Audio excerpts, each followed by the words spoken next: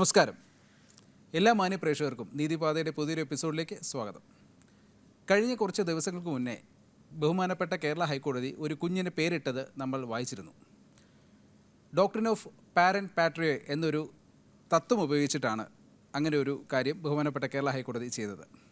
എന്താണ് doctrine of parent patriae? അതിനെക്കുറിച്ച് സംസാരിക്കാനായി advocate Abhilash NGS നമ്മോടൊപ്പം ചേരുന്നു.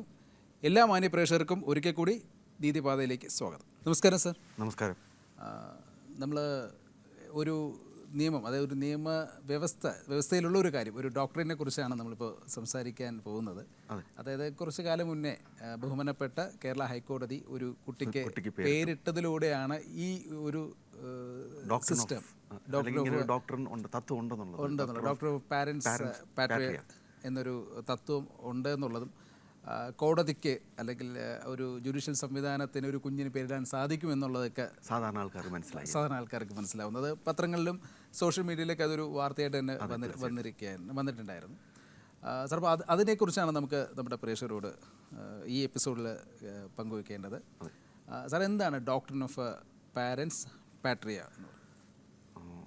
ആദ്യമേ ഞാൻ പറയാം, ഡോക്ട്രിൻ ഓഫ് പാരന്റ് പാട്രിയ എന്ന് പറയുന്നത് ഉപയോഗിച്ചിട്ടാണ് ഹൈക്കോടതി ഒരു കുഞ്ഞിന് പേരിട്ടു എന്ന് പറഞ്ഞു.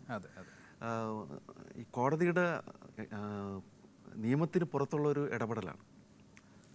അപ്പം നിയമം ചില അവസരങ്ങളിൽ ചില ഡിസ്പ്യൂട്ടുകൾ അല്ലെങ്കിൽ തർക്കങ്ങൾ അവിടെ നിയമത്തിൻ്റെ സാധുത അല്ലെങ്കിൽ നിയമത്തിൻ്റെ ആ ഒരു ലിമിറ്റ്സിൽ നിന്ന് അത് പരിഹരിക്കാൻ പറ്റാത്ത ഒരവസ്ഥ വരാറുണ്ട്.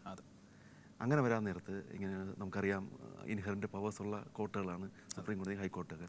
അവർക്ക് ഇതിൻ്റെയും പുറത്ത് ഈ നിയമത്തിൽ നമുക്കിപ്പം കണ്ടിട്ടുള്ളത് എഴുതപ്പെട്ട നിയമങ്ങൾ മാത്രം, അതിനെക്കുറിച്ച് മാത്രമേ അറിയാവൂ.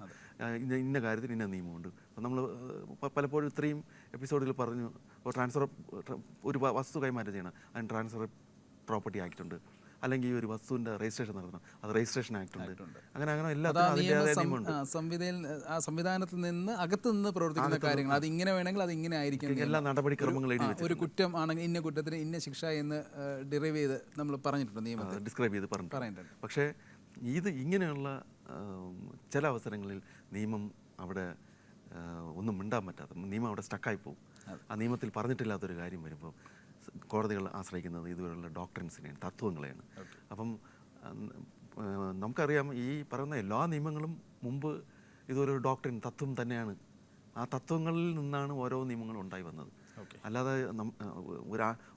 പണ്ട് കാലങ്ങളിൽ ഓരോ ആവശ്യകതകൾ അനുസരിച്ചിട്ടാണ് അവരോരോ തത്വങ്ങളങ്ങ് എന്ത് ചെയ്യും, നിയമങ്ങൾ പോലെ ഉണ്ടാക്കും. പിന്നീട് നമ്മളൊരു അഡ്മിനിസ്ട്രേഷൻ, ഭരണ സംവിധാനം വന്നു, ഗവൺമെൻറ്റിൻ്റെ ഒരു ഗവൺമെൻറ് മോഡ് വന്നു.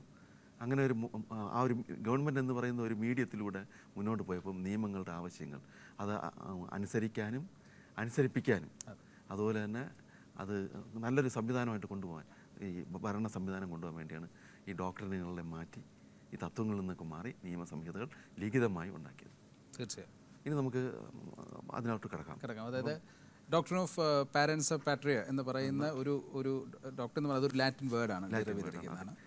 അപ്പോൾ അതിൽ മീൻ ചെയ്യുന്നതെന്ന് വെച്ചാൽ അതാണ്, സ്റ്റേറ്റ് ഈസ് ദി ഫാദർ എന്ന് വേണമെങ്കിൽ പറയാം, guardian, state is the father, nation is the father എന്ന് പറയാം.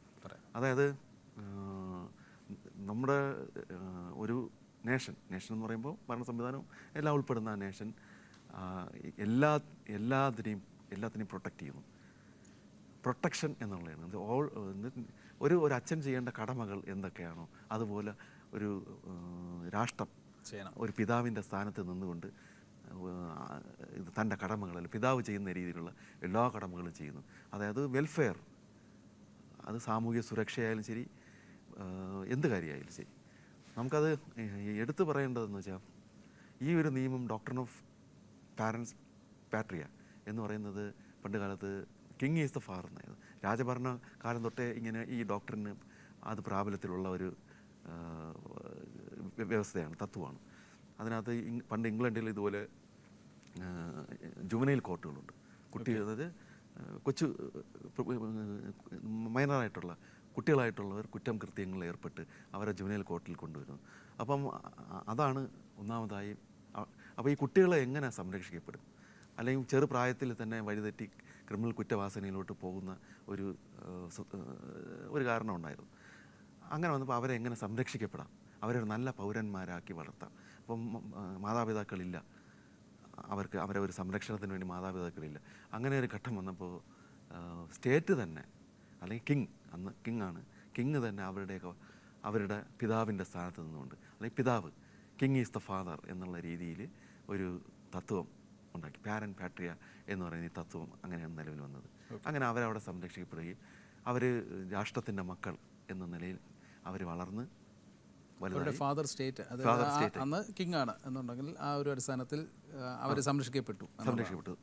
പിന്നീട് വരും കാലങ്ങളിൽ ഈ രാജഭരണം മാറി ഡെമോക്രസി വന്നപ്പോഴേക്കും ഇതെല്ലാം ജനാധിപത്യം വന്നപ്പോൾ ഈ പറയുന്ന ഡോക്ടറിൻ അഡോപ്റ്റ് ചെയ്തിട്ട് പല പല നിയമങ്ങളും വന്നിട്ടുണ്ട്. ഓക്കെ. അപ്പോൾ ഇതിനകത്ത് ഒരു കുട്ടികളുടെ മാത്രം ഒരു ഇതൊന്നും, കുട്ടികളുടെയോ അല്ലെങ്കിൽ മൈനറായിട്ടുള്ള ആൾക്കാരുടെ മാത്രം കാര്യമൊന്നും നമുക്ക് അതിന് ആ ഒരു തത്വത്തെ കൊണ്ടൊന്ന് ലിമിറ്റ് ചെയ്യാൻ പറ്റില്ല. അതിന് പറയാനുണ്ടെങ്കിൽ വളരെ വൈഡായിട്ടുള്ളൊരു സബ്ജക്റ്റാണ്. ഓക്കെ. കാരണം അതിൽ നമുക്കിപ്പോൾ ആ ഒരു കാര്യത്തിൽ, അതായത് കുട്ടികളുടെ കാര്യത്തിൽ വരുമ്പോഴത്തേക്കും ഇപ്പോൾ പാരൻസിൻ്റെ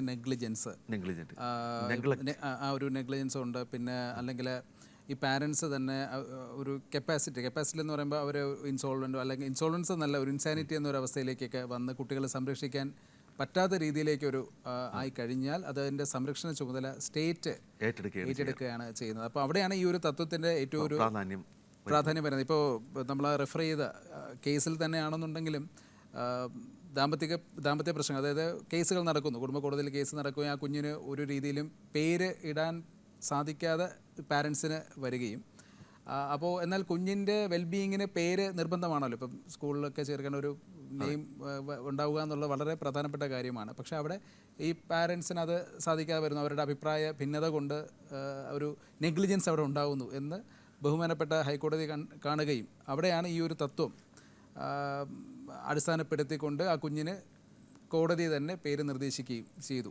അപ്പോൾ ആ ഒരു നെഗ്ലിജൻസ് ഉണ്ട് ഈ കുട്ടികളുടെ കാര്യത്തിൽ. ഈ തത്വം അടിസ്ഥാനപ്പെടുത്തി പ്രവർത്തിക്കുന്നത് ഇങ്ങനെയാണ്. കുട്ടികളുടെ ഒരു സംരക്ഷണ ചുമതല ഇതാണ്, ഇന്ന രീതിയിലാണ് ഇടപെടലെങ്കിൽ ഈ ഒരു തത്വം അനുസരിച്ച് കോടതിക്ക് ഇടപെടാം എന്നുള്ളതാണ് നമുക്ക് മനസ്സിലാക്കിയത്. അതെ, ഇത് നമ്മൾ വിശദമായിട്ട് പറയണമെങ്കിൽ ഈ ജുവനൈൽ കോർട്ടിലാണ് ഇതിൻ്റെ പ്രാധാന്യം വരുന്നത്. നമുക്കറിയാം ജുവനൈൽ, നേരത്തെ ഞാൻ പറഞ്ഞു കുറ്റകൃത്യങ്ങൾ. ഇപ്പോൾ ജുവനൈലിന് വേണ്ടിയുള്ള നിയമമുണ്ട്, എന്നാൽ കൂടിയും പക്ഷേ അവരെ നിയമത്തിൻ്റെ വന്നിട്ട് ദുർഗുണ പാഠശാലയിൽ അവർ തെറ്റ് ചെയ്തിട്ടുണ്ടെങ്കിൽ ദുർഗുണ പാഠശാലയിൽ അയക്കുകയും അവരതിൽ നിന്ന് അവിടുന്ന് പഠിച്ച് നല്ല രീതിയിലൊക്കെ വരണം എന്നുള്ള ഉദ്ദേശത്തിലാണ് അയക്കുന്നത്. പക്ഷേ ഇവർ കുറ്റകൃത്യത്തിൽ അകപ്പെട്ടു. പക്ഷേ ഇവർക്ക് നമുക്കറിയാം കുറ്റകൃത്യത്തിൽ അതിനും താഴെയുള്ള കുട്ടികളുണ്ട്. ഇപ്പം കുറ്റകൃത്യം എന്താണെന്ന്, ഞാൻ ചെയ്യുന്നത് കുറ്റമാണോ എന്നുള്ളത് തിരിച്ചറിയാൻ സാധിക്കാത്ത കുഞ്ഞുങ്ങളുണ്ടാവും. അങ്ങനെയുള്ളവർ ജുവനൈൽ കോടതിയിൽ വരികയും പിന്നെ അവരെ ഒരു നല്ല രീതിയിൽ കൊണ്ടുവരാനും ഒക്കെ ഉള്ള ഒരു സംവിധാനം, അതൊക്കെയാണ് ഈ പറയുന്ന തത്വം വെച്ച് നമ്മുടെ ഭരണ സംവിധാനത്തിൽ ഉണ്ടാക്കിയിരിക്കുന്നത്. ഉദാഹരണത്തിന് ജുവനൈൽ ഹോം, അവർ എന്തെങ്കിലും ഇപ്പം നമുക്കറിയാം, ഇപ്പം അച്ഛനും അമ്മയും മരണപ്പെട്ടു, ആ കുട്ടിയെ നോക്കാൻ അനാഥനായി. അപ്പം അവരെ പെട്ടെന്ന് ഒന്നും ചെയ്യാൻ പറ്റാത്തൊരവസ്ഥ, ആരും അയാളെ സംരക്ഷിക്കാൻ പറ്റാത്തൊരവസ്ഥ വരികയാണെങ്കിൽ ഉടനെ തന്നെ എന്തു ചെയ്യാം, ഈ പറയുന്ന കുട്ടിയെ ജുവനൈൽ ഹോമിലാക്കാം. അപ്പം പ്രൊട്ടക്ഷൻ എന്ന് പറയുന്നത് സ്റ്റേറ്റാണ് കൊടുക്കുന്നത്, അവനുള്ള എല്ലാ സംവിധാനങ്ങളും. അപ്പോൾ സ്റ്റേറ്റ് തന്നെ നൽകുന്നു. അപ്പോൾ state is the father, nation is the father. അവിടെ ആ ഒരു അച്ഛൻ്റെ സ്ഥാനത്ത് നിന്ന് സ്റ്റേറ്റ് എന്ന് പറയുന്ന അതായത് നമ്മുടെ മനുഷ്യ സമ്പത്തിനെ നല്ല രീതിയിൽ സംരക്ഷിച്ച് കൊണ്ടുപോവുക എന്ന ഉദ്ദേശത്തോടെയാണ് ഈ ഡോക്ടറിനൊക്കെ ഉണ്ടാക്കിയത്. അപ്പോൾ അവിടെ നിന്ന് നല്ല രീതിയിൽ പഠിച്ച് രക്ഷപ്പെട്ട് വരുന്നതാണ്. അതിനോടൊപ്പം തന്നെ ശരിക്കും പറഞ്ഞാൽ ഈ ഒരു ഡോക്ടറിൻ ഓഫ് പാട്രിയ എന്ന് പറയുന്ന ആ ഒരു സംഭവം ഇതിൽ ലിമിറ്റ് ചെയ്യപ്പെടുന്നില്ല എന്നാണ് മനസ്സിലാക്കിയത്. അപ്പോൾ കാര്യം നമ്മുടെ പ്രകൃതിദത്തമായ കാര്യങ്ങൾ, അതായത് നമ്മുടെ നേച്ചറിനെ സംരക്ഷിക്കപ്പെടണമെന്നുണ്ടെങ്കിലും ഈ ഒരു തത്വത്തെ അടിസ്ഥാനമാക്കി കോടതിയിൽ ഇടപെട്ടിട്ടുണ്ട്. കേസുകൾ നമ്മുടെ മുന്നിലുണ്ട്. അതായത് സർവ്വചരാചരങ്ങളുടെയും ഒരു സൃഷ്ടാവ്, ഫാദർ, ഒരു കെയർ ടേക്കർ എന്നുള്ള മീനിങ്ങിൽ നമുക്ക് അത് അതിവിപുലമായിട്ട് ഈ പറഞ്ഞ ഡോക്ടറിനെ നമുക്ക് എന്താണ് എക്സ്പ്ലെയിൻ ചെയ്യാൻ പറ്റും. ഒരു നേച്ചർ നശിക്കപ്പെടാൻ പാടില്ല, അല്ലെങ്കിൽ ഒരു വംശനാശം സംഭവിക്കുന്നു, ഒരു വനനശീകരണം, ഇതൊക്കെ സംരക്ഷിക്കുന്ന ഇതിൽ നിന്നൊക്കെ എല്ലാ നാശത്തിൽ നിന്നും വനത്തെ സംരക്ഷിച്ച് ഒരു വനം എന്ന് പറയുന്നത് സ്വന്തം ഒരു മക്കളെപ്പോലെ നോക്കിക്കണ്ട് നമ്മുടെ സ്റ്റേറ്റ് അതിനെ പരിപോഷിപ്പിച്ച് കൊണ്ടുവരുന്നു. ഈ നമ്മുടെ ഈ ഡോക്ടറിനനുസരിച്ച് ഒരു കുട്ടികളെ സംരക്ഷിക്കുന്നതിൽ മാത്രമല്ല ഒതുങ്ങുന്നത് അല്ലേ? അപ്പോൾ അത് നമ്മുടെ നേച്ചറിനെ, സാർ നേരത്തെ പറഞ്ഞ പോലെ നേച്ചറിനെ പ്രൊട്ടക്ട് ചെയ്യുന്നതുമായി ബന്ധപ്പെട്ട പല കേസുകളും ഉണ്ടായിട്ടുണ്ടാവും. അത് പ്രധാനമായും പറയാനുള്ളത് Muhammad Salim versus state of Uttarakhand. അങ്ങനെ ഒരു കേസിലാണ് ഇത് ഗംഗാ റിവറിൻ്റെ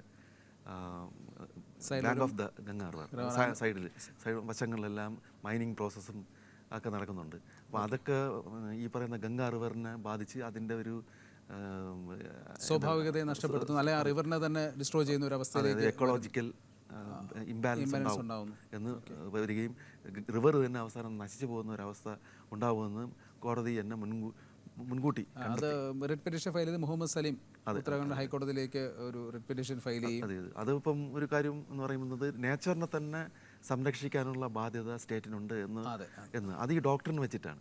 ബാധ്യത എന്നുള്ള കടമയാണ് സ്റ്റേറ്റിൻ്റെ കടമയാണിത് എന്ന് കുറച്ചുകൂടെ താഴെത്തട്ടിൽ നിന്ന് പറയുകയാണെങ്കിൽ, അതുകൊണ്ട് തന്നെയാണ് ആ റിവറിനെ സംരക്ഷിക്കാൻ വേണ്ടി അവർ ചെയ്തത്. ഈ പറയുന്ന ജഡ്ജ്മെൻ്റ് വഴി ഡോക്ടർ ഓഫ് പാരൻസ് പാട്രിയ എന്ന് വെച്ചിട്ടുള്ള ഈ ഡോക്ടർ ഉപയോഗിച്ച് ആ പറയുന്ന എക്കോളജിക്കൽ ഇംബാലൻസ് ഗംഗാ റിവറിൽ ഉണ്ടാക്കിയിട്ടില്ല, സംരക്ഷിക്കപ്പെട്ടു എന്നുള്ളതാണ്. അത് ആ നിയമം അത് പ്രകൃതിയുടെ ഒരു സൃഷ്ടാവ്, പ്രകൃതിയുടെ ഫാദർ ഓഫ് നമ്മൾ നേഷൻ ഈസ് ദ ഫാദർ എന്ന് പറയുന്നത് ഫാദറിന്റെ ഒരു ഉത്തരവാദിത്വം പോലെയാണ്. അപ്പം അതായത് സർവ്വചരാചരങ്ങളും അതിൻ്റെ സൃഷ്ടാവാണ്, അതിൻ്റെ പിതാവിനെ പോലെ കണ്ട് സംരക്ഷിക്കുക എന്നുള്ള ഒരു ക്രൈറ്റീരിയ അതിൽ വെച്ചിട്ടാണ് ഈ പാട്രിയ എന്ന് പറഞ്ഞത് ആ ഡോക്ടർ ഉപയോഗിച്ച് സംരക്ഷിക്കും. സ്കോപ്പ് എന്ന് പറയുന്ന ആ ഒരു ഡോക്ടറിന്റെ സ്കോപ്പ് എന്ന് പറയുന്നത് വളരെ വലുതാണ്. അതുപോലെ തന്നെ ഒരു കേസുള്ളത് തന്നെയാണ് മഹാരാഷ്ട്ര ഹൈക്കോടതിയുടെ ഒരു ഓർഡർ ഉണ്ടായിരുന്നു. മുഹമ്മദ് ജുനും എന്ന് പറഞ്ഞിട്ട് ഒരു Junaid versus Junaid Ahmed Mujeeb Khan versus state of Maharashtra. അപ്പോൾ അതിൽ പറയുന്നത് തന്നെ നമ്മുടെ ഇതൊന്ന് ലിമിറ്റഡ് ആണ് എന്നുണ്ടെങ്കിൽ പോലും ഇപ്പോൾ ലിമിറ്റഡ് ആണ്. കൂടുതലും പറയുന്നതെന്ന് വെച്ച് കഴിഞ്ഞാൽ ഇത് വെച്ചാൽ a person who cannot unable to express his എന്താണ് അദ്ദേഹത്തിൻ്റെ സ്വന്തം കാര്യങ്ങൾ തന്നെ അദ്ദേഹത്തിന് എക്സ്പ്രസ് ചെയ്യാൻ പറ്റുന്നില്ല. അത് ഉദ്ദേശിക്കുന്നത് അപ്പം നേരത്തെ ഇതൊരു മെൻ്റലി ചലഞ്ചറായിട്ടുള്ള ഒരു വ്യക്തി. അപ്പോൾ അങ്ങനെയുള്ള ഒരു വ്യക്തിക്ക് സ്വന്തം തീരുമാനങ്ങളൊന്നും എടുക്കാൻ കഴിയത്തില്ല. അങ്ങനെ വരുന്ന അവസ്ഥയിലാണ് ഈ പറയുന്ന ഈ ഡോക്ടറിനെ അവിടെ ഉപയോഗിച്ച് അപ്ലൈ ചെയ്യുകയും അത് സ്റ്റേറ്റിൻ്റെ ഫാദറായിട്ട് അദ്ദേഹം ഈ പറഞ്ഞ മെൻ്റലി ചലഞ്ചറായിട്ടുള്ള ആ വ്യക്തി അദ്ദേഹം മരിക്കുന്നത് എന്തൊക്കെ സംരക്ഷണമാണ് അദ്ദേഹത്തിന് നൽകാൻ കഴിയുന്നത് അതെല്ലാം ചെയ്യാം. ഈ ഡോക്ടർ ഉപയോഗിച്ച് കോടതിക്ക് ഇടപെടാൻ സാധിക്കുന്നതാണ്. അതൊരു വൈഡ് സ്കോപ്പ് തന്നെയാണ്. ഇപ്പം നമ്മൾ ചോദിക്കാം, ഇപ്പം ഗാർഡിയൻ വാർഡ് ആക്ടില്ലേ, ഗാർഡിയൻ വാർഡ് ആക്ട് ഉണ്ട്, ഫാമിലി കോർട്ടിൽ നമ്മൾ കാണുന്നതാണ് സാധാരണ. ഇപ്പോൾ ഈ ഗാർഡിയൻ വാർഡ് അപ്ലൈ ചെയ്തുകൊണ്ട് തങ്ങളുടെ അവകാശം, ഇപ്പോൾ അത് ഗാർഡിയൻ വാർഡ് എന്ന് പറഞ്ഞാൽ എക്സൈലിൽ കുട്ടികളെ കാണുന്നതിനുള്ള ഇപ്പം കോടതി തന്നെ ഇപ്പോൾ സ്റ്റേറ്റ് തന്നെ ഒരു ഫാദറായിട്ട്, അല്ലെങ്കിൽ കോടതിയും എല്ലാ ആ സംവിധാനം തന്നെ ഒരു ഫാദറിൻ്റെ സ്ഥാനത്ത് നിന്നുകൊണ്ട് ആ കുട്ടിയെ ഒരു ഗാർഡിയനെ അപ്പോയിൻ്റ് കൊടുക്കുന്നു, ആ ഒരു റൈറ്റ്. ഇപ്പം ആ കുട്ടിയുടെ സംരക്ഷണ ചുമതലയും മറ്റുമെല്ലാം നടത്താൻ വേണ്ടി ഒരു ഗാർഡിയനെ അപ്പോയിൻ്റ് ചെയ്ത് കൊടുക്കുകയാണ്. അപ്പം പ്രത്യേകിച്ചും അദ്ദേഹത്തിൻ്റെ വസ്തുവകൾ കൈകാര്യം ചെയ്യാൻ ഇല്ല. അപ്പം വസ്തുവകൾ കൈകാര്യം ചെയ്യാൻ ഇല്ല, അദ്ദേഹത്തിൻ്റെ പഠന കാര്യങ്ങൾ നോക്കാനില്ല. അങ്ങനെ വരുമ്പോൾ കുടുംബത്തിലെ ഏതെങ്കിലും ഒരു ഗാർഡിയനെ കോടതി തന്നെ അപ്പോയിൻ്റ് ചെയ്തു. അത് ഏതെങ്കിലും ഒരു വ്യക്തിയുടെ നെക്സ്റ്റ് ഫ്രണ്ട് എന്ന് പറയാം, അദ്ദേഹത്തിൻ്റെ ഒരു കംപ്ലൈൻറ്റ് അല്ലെങ്കിൽ ഒരു പെറ്റീഷൻ കോടതിയുടെ മുമ്പിൽ ആ മാറ്റർ വരികയും ഇങ്ങനെ ഒരു കുട്ടിക്ക് അത്യാവശ്യമായിട്ട് അദ്ദേഹത്തിൻ്റെ മൈനറായിട്ടുള്ള കുട്ടിയാണ്, മാതാപിതാക്കൾ മരണപ്പെടുകയോ അല്ലെങ്കിൽ അവർ ഉപേക്ഷിക്കുകയോ ചെയ്ത കുട്ടിയാണ്, പക്ഷേ ആ കുട്ടിക്ക് തന്നെ സ്വത്തുക്കളുണ്ട് ഒക്കെയുണ്ട്, അത് പലരും കയ്യേറി അവരവർക്ക് ഇഷ്ടമുള്ളത് ചെയ്ത് അത് ഉപയോഗിക്കുന്നു, തട്ടിയെടുക്കുന്നു എന്നൊക്കെയുള്ള ഇത്, ബാങ്ക് ബാലൻസ് തട്ടിയെടുക്കുന്നു, അങ്ങനെയൊക്കെയുള്ള ഒരു പ്രശ്നമുണ്ടെന്നുള്ളൊരു പരാതി നമ്മുടെ കോടതിയുടെ മുമ്പിൽ വരികയാണെങ്കിൽ കോടതി തന്നെ ഇദ്ദേഹത്തിന് വേണ്ടപ്പെട്ട ഒരാളെ അപ്പോയിൻറ്റ് ചെയ്യും. അങ്ങോട്ട് ആവശ്യപ്പെടാം. ഇപ്പോൾ ഒരാൾക്ക് തന്നെ ആവശ്യപ്പെടും, ഞാൻ ഇന്ന ആളുടെ റിലേഷൻ പറയും, ഇന്നയാളുടെ ഒരു എന്താണ് അമ്മയുടെ സഹോദരിയോ അച്ഛൻ്റെ സഹോദരനോ അല്ലെങ്കിൽ എന്നൊക്കെ പറഞ്ഞിട്ട് നമുക്ക് ആവശ്യപ്പെടാം. ഇങ്ങനെ ഈ കുട്ടിയുടെ കാര്യങ്ങൾ നോക്കാൻ വേണ്ടി ചുമതലപ്പെടുത്തണം, എന്നെ ഗാർഡിയനാക്കണം, ആ കുട്ടിയുടെ ലോക്കൽ ഗാർഡിയനാക്കണം എന്നാവശ്യപ്പെടുകയും അതുവഴി ആ വ്യക്തിയെ ലോക്കൽ ഗാർഡിയനാക്കി വെച്ചിട്ട് എല്ലാ കാര്യങ്ങളും സ്കൂൾ വിഷയങ്ങളിലായാലും അതിൻ്റെ സ്വത്ത് കൈകാര്യം ചെയ്യുന്നതായാലും ബാങ്ക് ബാലൻസോ എന്തുണ്ടെങ്കിലും എന്ത് കാര്യത്തിനും ഈ ഗാർഡിയൻ ചുമതലയേറ്റ് ഭംഗിയായിട്ട് നിർവഹിക്കേണ്ടതാണ്. അപ്പം അതും നമുക്കൊരു ഈ പാരന്റ് പേർഷ്യ എന്നുള്ളതിൻ്റെ അതിൽ നിന്നും കുറച്ചുകൂടെ കടന്നാണ് പോകുന്നത്. ഓക്കെ, അത് കുറച്ചുകൂടെ വിപുലം. അതുപോലെ തന്നെയാണ് ഇപ്പം ഇതിനകത്ത് മെയിനായിട്ട് രണ്ട് കാര്യങ്ങൾ പറഞ്ഞാണ്. മെൻ്റൽ ഡിസേബിലിറ്റി ഉള്ള ആളും മൈനറും പറ്റി പറഞ്ഞുകൊണ്ടാണ് ഞാൻ അത് എടുത്ത് പറഞ്ഞത്. അപ്പോൾ ചോദിക്കാം, മെൻ്റൽ ഡിസേബിലിറ്റി ഉള്ള ഒരാളിന് ഇതുപോലെ എന്ത് ചെയ്യും, ഈ ഗാർഡിയൻ വാർഡിലാണോ ഇതെന്ന് പറഞ്ഞു. അപ്പം മെൻ്റൽ ഡിസേബിലിറ്റി ഉള്ള ഒരാളിന് അദ്ദേഹത്തിന് ഇതുവരെ പ്രോസസ്സ് ഉപയോഗിച്ച് തന്നെ, അപ്പം മെൻ്റൽ ഡിസേബിലിറ്റി നിയമങ്ങളൊക്കെ വേറെ ഉണ്ട് അദ്ദേഹത്തിൻ്റെ ഉണ്ടെങ്കിൽ തന്നെയും ഇതുപോലെ ഒരു ഗാർഡിയനെ അദ്ദേഹത്തിൻ്റെ വസ്തുവകൾ വിൽക്കാനോ അല്ലെങ്കിൽ കൈകാര്യം ചെയ്യാനോ ഒക്കെ ഒരു വ്യക്തിക്ക് ആവശ്യപ്പെടാം, എന്നെ ഗാർഡിയനാക്കണമെന്ന്. ആ ഗാർഡിയനാക്കി വെച്ച് അദ്ദേഹവും ഈ മൈനറിന് എങ്ങനെയൊക്കെ മൈനറിനെ പോലെ തന്നെ എന്ത് കാര്യമുണ്ടോ ഒരു വ്യക്തിയെ സംബന്ധിച്ചോളം ആ ഒരു പ്രൊട്ടക്ഷൻ കൊടുക്കുക എന്നുള്ളതാണ്. ആ ഒരു പ്രൊട്ടക്ഷൻ കോടതി മുഖേന നമുക്ക് ആ ഒരു ഗാർഡിയൻ വാർഡ് നമുക്ക് കൊടുക്കാൻ സാധിക്കും. ഗാർഡിയനായിട്ട് അപ്പോയിൻറ്റ് ചെയ്ത് അദ്ദേഹത്തിന് ഇപ്പം പ്രധാനമായും നമുക്ക് കാണാൻ കഴിയുന്നത്, ഇപ്പം ഒരു വ്യക്തി ഒരു മൈനർ ചൈൽഡോ ഡിസബിലിറ്റി ഉള്ള ഒരു വ്യക്തി, അതായത് മാനസികമായി അത് പ്രത്യേകം മനസ്സിലാക്കണം, മാനസിക വൈകല്യമുള്ള ആളാണ്. അതാണ് നമ്മൾ മനസ്സിലാക്കേണ്ടത്. അതായത് unable to express his feelings ആണ്. അങ്ങനെയുള്ള ഒരാളിനെ ഉദ്ദേശിച്ചാണ് ഞാൻ. അങ്ങനെ വരാൻ നേരത്ത് ഇദ്ദേഹത്തിൻ്റെ വസ്തുക്കളുണ്ടായിരിക്കാം, അത് കൈകാര്യം ചെയ്യാൻ വേണ്ടി ആരുമില്ലെങ്കിൽ സ്റ്റേറ്റ് തന്നെ ചെയ്യും. ഇല്ലാന്നുണ്ടെങ്കിൽ സ്റ്റേറ്റ് ഒരു ഗാർഡിയനെ അപ്പോയിൻറ്റ് ചെയ്യും. അതാണ് കോർട്ട്. ഇപ്പം ഉദാഹരണത്തിന് ഇപ്പം ആരും ഇല്ലയെന്ന് വെച്ചോ, റിലേഷനിലുള്ള ആരുമില്ല, കോടതി തന്നെ ഒരാളെ കണ്ടെത്തിയിട്ട് അയാളെ ഗാർഡിയനായി ചോദിച്ചു കൊടുക്കും. അതിപ്പം മൈനർക്കായാലും ശരി, മെൻ്റലി ചലഞ്ചിലായ മാനസിക ബുദ്ധിമുട്ടുള്ള മാനസിക വൈകല്യമുള്ള കുട്ടികൾക്ക് ഒക്കെ അല്ലെങ്കിൽ വ്യക്തിക്കായാലും കോടതിക്ക് ഈ വക രീതികളിൽ ഇടപെടാൻ സാധിക്കുന്നതാണ്. ഈ രീതിയിലുള്ള അവരെ പ്രൊട്ടക്ട് ചെയ്യാം. നല്ല അതൊരു പ്രൊട്ടക്ഷൻ, അതൊരു മാൻ കൈൻഡിൻ്റെ ഭാവം കൂടെയാണ്. മനുഷ്യരാശിയെ സംരക്ഷിക്കാനുള്ള സ്റ്റേറ്റിൻ്റെ ചുമതല. ഇപ്പം സ്റ്റേറ്റ് എന്ന് പറഞ്ഞാൽ ജനങ്ങളാണ്. അതെ, ജനങ്ങൾ ഉൾക്കൊള്ളുന്നതാണ് സ്റ്റേറ്റ് ആയിട്ട് വരുന്നത്. അവർ ഭരണ സംവിധാനത്തിൽ ജനങ്ങളുടെ വെൽബീയിങ്ങിന് വേണ്ടി പ്രവർത്തിക്കുക, അത് കോടതികളുടെയും മുഖ്യമായ ഒരു കാര്യം തന്നെയാണ്. അപ്പോൾ നമ്മൾ കുറച്ചുകൂടെ വിപുലമായിട്ട് എൻവയോൺമെൻറ്റിനെ പറ്റി പറഞ്ഞു. അപ്പോൾ ആദ്യം വ്യക്തി സംരക്ഷണം എന്നുള്ളതാണ് പ്രധാനമായിട്ടുള്ളത്. നമുക്ക് ഈ ഡോക്ടറിൻ എന്ന് പറയുന്നത് ഇന്ത്യൻ കോൺസ്റ്റിറ്റ്യൂഷൻ തന്നെ നമുക്ക് എടുത്തു പറയാവുന്നതാണ്. അതായത് ഉദാഹരണമായിട്ട് ആർട്ടിക്കിൾ അനുച്ഛേദം 21 ഈ പറയുന്ന ഡോക്ടറിൻ്റെ ഒരു അടിസ്ഥാനങ്ങൾ പെടുത്തിയിട്ടുണ്ടാക്കിയിട്ടുള്ളതാണ്.